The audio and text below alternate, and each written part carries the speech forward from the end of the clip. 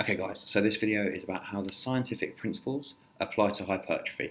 So what are the scientific principles? Well, I have attended several seminars by Dr. Mike Israetel of Renaissance Periodization and read his book, The Scientific Principles of Training, which he co-authored with Chad Wesley Smith, perhaps one other author. Apologies if I've forgotten anyone. But anyway, great book, really, really informative, but it largely focuses more on sort of powerlifting and strength athletes. Now, in one of the talks I saw Mike give 2 years ago, he talks about how this applied to hypertrophy, and it got me thinking. And I've thought more on this, and that's what this video is going to be all about. But essentially, we're going to look at specificity, overload, fatigue management, variation, stimulus-recovery-adaptation curves, phase potentiation, and individual differences. And how they apply to hypertrophy. Now, there's a reason I read those in that order. That's from the most important to the least important. So you want to focus most on the specificity end of the spectrum rather than getting too much caught up in the individual differences stuff. But now I'll go into a little bit of detail about how these apply to hypertrophy specifically. If just building some muscle as your goal, then this is a good place to be. So number one is specificity. That basically means that your training should all be geared towards causing the adaptation that you desire. So, in the powerlifting book, they were talking about improving your performance on the competitive lifts for a 1 rep max. In this case, the adaptation you want is more muscle mass. So you you want to train specifically for that. So what are some guidelines for that? Well, Matthias Wernborn did a study looking at frequency, intensity, volume, and these factors and how they affect hypertrophy, and came up with some guidelines which are phenomenal. So if I talk you through those, and also some general principles from other literature. So looking at a broader spectrum before we get into Wernborn's specifics, in terms of intensity, that's percentage of 1 rep max. You should be lifting more weights heavier than 60 to 65% of your 1 rep max most of the time. In terms of training volume, more is better. Essentially, there is a dose-response relationship between volume and hypertrophy until you cannot recover from it, and then it does more harm than good. Frequency, you want to train a muscle group 2 to 3 times a week. And training to failure is not required, but can be done occasionally and will probably enhance results if it is done occasionally. In terms of rest periods, you should avoid taking rest that are so short that it compromises performance on subsequent sets. So, usually on compound lifts, 2 to 3 minutes, and on smaller movements, about 90 seconds to 2 minutes is a good rule of thumb. Range of motion, you should be generally using a full range of motion. That should be your default setting. Partial lifts do have their place, but the vast majority of your work should be done over full ranges. And as far as rep speed and tempo goes, they don't have much impact on hypertrophy, but they're a small factor, and there are times when you might want to emphasize a slightly slower lowering phase, or you might want to hold in a contracted position. So those are some general guidelines for training specifically for hypertrophy, and those are backed by science. And then getting into Wernborn's exact or more exact numbers to apply to your training. Essentially, per session, you should do 40 to 70 reps per muscle group, and that is for a total of 80 to 210 reps per muscle group per week. So if you train 2 or 3 times a week, that's your range, 80 to 210 reps over the course of a week per muscle group. As I said, load should be above 60 or 65% 1RM most of the time, and about 2/3 to 3/4 of your work should be done in the 6 to 12 rep range. You can train a little bit heavier than that and a little bit lighter, but most of your work should be in that range. And you should train each muscle group 2 to 3 times a week, looking to gradually increase volume over time. So that's a pretty good approach in terms of base your training around those core principles, and you're off to a great start of training specifically to hypertrophy. So after we've done specificity, we move on to overload. That's the next most important factor. So overload, progressive overload, is essentially you need to train hard enough to disrupt homeostasis to cause adaptation to occur. And it needs to be progressive in manner, because if you just keep doing the same training over and over again, It's no longer an overload to the body. It doesn't force the body to adapt. So essentially, your training has to, on average, get harder over time. You should be training hard now, and you should be training harder in future. So how can you manipulate some variables within training to make this happen? So first up, make sure you're at least training at 60% 1RM to cause you to be lifting enough weight to cause adaptation. Then increase your volume across the course of a training phase up to the most you can recover from. So you really push the limits there. So that means at the start of a mesocycle, you might be at your minimum effective dose, and then you gradually increase that over the weeks and months until you hit what Mike Israel calls your max recoverable volume, and then you no longer can recover, and you have to back off, deload, and then start the process over. It's worth remembering that essentially the more training you can do and recover from, the better your results. So you want to push towards that upper limit, really push the envelope there. Now, another way you can do that is increasing your proximity to failure across the course of a phase of training. So you might start out on week 1 where you leave 3 or 4 reps in reserve, but by the end of the training phase, everything's to 1 rep from failure, or even pushing to failure or getting a couple of forced reps in. Potentially you might use that as a technique, but across the course of the training, you get closer and closer to that point of failure, and that allows you to overload week on week. Obviously, we should be progressive, so you should be looking to use more weight or do more reps with a given weight, or more sets week on week to increase overload. So by doing so, you can increase in intensity by improving or increasing the amount of weight you can lift, but you also can overload via volume by just doing more sets. And then, I suppose you can overload by using advanced techniques. I said you might even do force reps, you might do drop sets, supersets, giant sets, all these kind of things, rest pause. You might use those, and in general, you would use those, to provide a stimulus that you haven't already been using. So, at the start of your training phase, you don't need to use these, but towards the end, to milk the gains for that little bit more before you hit that ceiling of your ability to recover, you throw these techniques in. So then the third factor is fatigue management. So most important by miles with your fatigue management is your sleep and nutrition. Sleep is your number one for recovery, closely followed by nutrition, and then everything else is way below. Get these 2 right. So you should be training to sleep for 8 hours a night and eating appropriately to your goals. So if you're trying to build muscle, you need to be in a caloric surplus, hitting your protein requirements for the day, making sure you're getting plenty of carbohydrates to fuel your training, and sufficient fats to make sure your hormones are optimal. Now, I have a video talking about optimizing your nutrition, so that might be worth looking into if you need a bit more advice on nutrition. Now, I was just talking about starting in your minimum effective dose and then gradually progressing up to your MRV and then deloading. That's actually kind of factoring in fatigue management, because across the phase of the training, you're not always just hammering it, you're gradually increasing. So, your fatigue's not accumulating that much at the start, and by the end is really high, and then you take a deload. And a deload is one method for fatigue management. So it might be every sort of 7-8 weeks, you need to take 1 week off, or a very light week to wash away some of the fatigue you've accumulated, and refresh yourself to go again hard in the next phase of training. Another thing when you think about fatigue management, a more practical detail with your programming, is thinking about the overlap between exercises. So if you're training your back squats and then for your quads, but then another day you're doing deadlifts to hit your hamstrings, and then you're doing bent over rows for your back, by day 3 there, your lower back is absolutely fried, and it has had a big stimulus day on day, and your performance will then drop off because it's just that muscle group's not recovering. So you have to think about the overlap between exercises and how you sequence them through the week.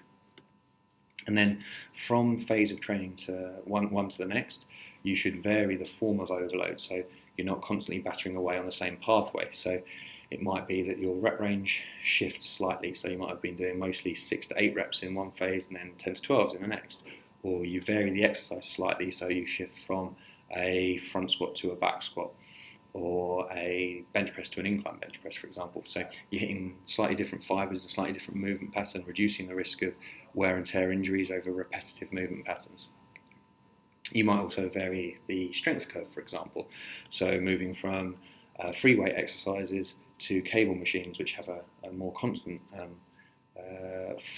sort of tension throughout the movement. Or using things like bands and chains for accommodating resistance. All of these things could be played around with just to vary the overload and the stimulus, meaning that you're not constantly fatiguing exactly the same fibres in exactly the same way. Now, as a bigger overview, looking at like the training year, an active rest phase is one kind of fatigue management. Think of a sport, they have an off season, then a pre-season before they go. For example, in football, they maybe have a month to 6 weeks when they're not playing on at all, and they active rest. These guys don't just sit on the sofa all day, every day doing nothing. They probably stay pretty active. They're doing some gym work, but they're doing something different to their sport. Now, if you're always in the gym lifting 52 weeks of the year, I wouldn't suggest that's optimal. You won't lose muscle if you take a week or two at a time off. In fact, you'll probably resensitize your body to the benefits of training and refresh yourself so you can train harder, and your results will be better. So maybe for a natural time to take some off, say at Christmas, for example, take a week or 2 weeks off around the Christmas period, have fun seeing family and friends, and it'll set you up for a great start to the new year when you get back to training. Or if you go away on holiday for 2 weeks. I've done it in the past. I've stressed about, is there a gym where I'm going? Maybe not such a big deal, just chill, have a great 2 weeks, and when you get back to the gym after your holiday, you will be itching to get in there and smash it. Slightly different to an active rest phase is a maintenance phase, and these are really important for building muscle. It's an odd one because no one really wants maintenance, but it's something you need to do. For one reason, at the end of a bulking phase, it's a great idea to sort of hold on to the muscle before you go into a cut so you don't immediately lose it. I've done a video on that. It's a big mistake people make. I've written a couple of articles as well. I'll link those below for you where I talk about maintenance. But these are phases where volume is reduced greatly, and you're just training to maintain your size and maybe increase strength a little bit, but the overload on the body through volume is much lower, and it allows your body systemically to have a period of recovery before pushing for the next hard phase of training. So the fourth factor is variation. So how I see this applying to hypertrophy and building size is how you vary exercises. So with a powerlifter, it's maybe they start with variations of the core lifts and get more and more specific as they come closer to competition. For example, transitioning from dumbbell bench to incline bench to close grip bench to competition bench, something like that. Well, how I see this applies to building muscle is we want what's called directed variation. So you do vary your exercises to provide a novel stimulus to keep the body progressing, but it's not like this muscle confusion or keep the body guessing that you hear about as such. It's planned, it's strategic, and it has a goal. So again, you sequence from lifts that target a muscle group in a logical fashion, or hit different regions of that muscle. So, for example, you might have a phase where you're focusing on the clavicular head, that's the upper portion of the chest, and the next phase you hit the sternal head or the lower chest. So you might transition from predominantly incline pressing variations to doing flat or decline or even dips, for example, to target the lower fibres of the chest. But rather than just being like a willy-nilly throw exercises in and out, there should be some structure to that, and it should be directed about the adaptation you're trying to cause. The fifth principle to look at is SRA, so Stimulus-Recovery-Adaptation. I've done a full video on this in great detail. I checked that out, but I briefly discuss how this applies to hypertrophy and size. Number one is your size and strength. So the SRA curve is the stimulus training. You get fatigue, and then you recover to baseline, and then you adapt. And if you're bigger and stronger, those curves tend to take longer, so your training frequency will be a little bit less than a smaller, weaker person. They'll be able to train a muscle group more often than you. Then it can be muscle specific, so that the fibre type of the muscle, its size, its architecture, its force production, the amount of damage it takes on when you train. For example, exercises that get a lot of stretch into a muscle tend to cause quite a lot of damage and maybe recover slower. So think of like an RDL, causes a lot of stretch on the hamstring, quite a lot of soreness as a result. Probably can't do RDLs quite as frequently as you could do leg curls. So as a rule of thumb, smaller muscle groups tend to be able to train more frequently than bigger muscle groups. The sixth principle to look at is phase potentiation. So if we just refer back to like that powerlifting example to talk about how that works, they might go from a hypertrophy block to a strength block to a peaking block. So you get bigger and then you use that size to get stronger, and then you have a phase where you taper down your training volume to showcase your performance and peak in competition. So how you sequence your training for size gains is also relevant. So you might do a strength phase first up to get stronger, allow you to lift more weights at higher rep ranges. Then you might go into a medium volume approach, and then the next phase you might decide to overload on overload on volume to cause hypertrophy. So the next phase is a really high volume phase. Then after that you might transition to a maintenance strength type phase and then repeat the process over.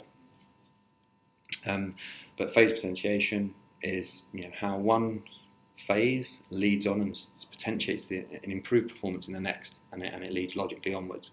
So you want to set the phases up so that what you've gained in one improves what comes next and builds on it. Then finally, the final principle is individual differences. And this is a smaller, less important one than specificity, but if you're really trying to get the most from your training, it's worth noting. So looking at your psychological profile, what motivates you, what sort of exercises do you enjoy, what approach to training do you enjoy? These are all factors. If someone could write in theory, the most perfect program for you, but if you hate it and are not motivated by it, it's not going to get you results because you're not going to work hard on it. I've seen Christian Thibodeau talk a little bit about people's neurological profile and how you should adapt their nutrition and their training for that. Really interesting to me. I don't know a whole lot about it yet, but I'm keen to learn more. But yeah, it's definitely a factor to consider. Lifestyle factors is one. If you're a high-achieving professional with a really stressful job, a family, a long commute, tons of demands on your time, your training is going to be different to a guy who's a student who only has to attend 6 hours of lectures a week and just please himself the rest of the time. Naturally, your training sessions aren't going to be exactly the same, and the amount of training sessions you can do not the same. So you need to consider that. Responsiveness to training is another thing to consider. Some people, they just have to look at a weight and grow. Well, if that's you, you're probably not even looking at this video, because why would you? You're just growing for with little effort. Scumbag, hate you. But most of us, we have to work a bit harder than that, and some of us have to work a whole lot harder, have to really think outside the box and tick all the little details, tick those boxes to make sure they give themselves a chance to grow. I mean, one of the reasons I'm so interested in all this stuff is I've never found it easy to build muscle, so I have to really go in depth and try and dot all the I's and cross all the T's to put everything in place to give me a chance to do it. So your responsiveness to training is a factor. Then maybe you consider, do you have a lagging body part, strong or weak body parts, how you set up your training. If you've been doing this a while, you might find that certain muscle groups have grown really well while others haven't really responded, and then what strategy you're going to put in place to balance that out and create a nice symmetrical physique.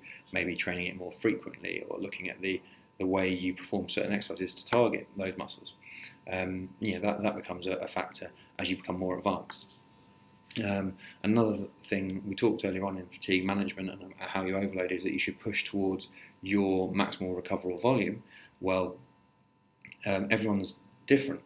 Yours will change based on what's going on in your life, but just your base MRV fluctuates up and down a little bit, but that range probably doesn't change that much. Whereas another guy, his might be way up here the whole time. So if he trains at the same training volume as you, he's under training the whole time. There might be a third person who's way down here. And if they try and train with your volume, they're overtraining. If they try and train at this guy, it'll practically kill them. So you've got to be aware of that. How much training can you do and recover from and thrive on to progress?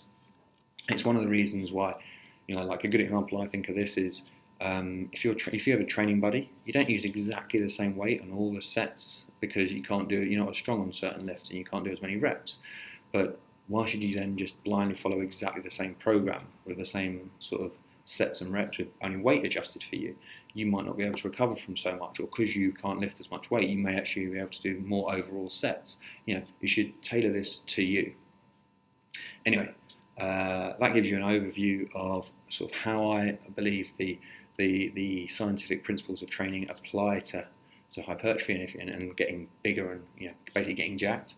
Just to recap, you want to focus on specificity, overload, fatigue management, variation, Stimulus-Recovery-Adaptation Curves, the phase potentiation, and individual differences, and in that order. So specificity is key. Make sure you're training towards your goal.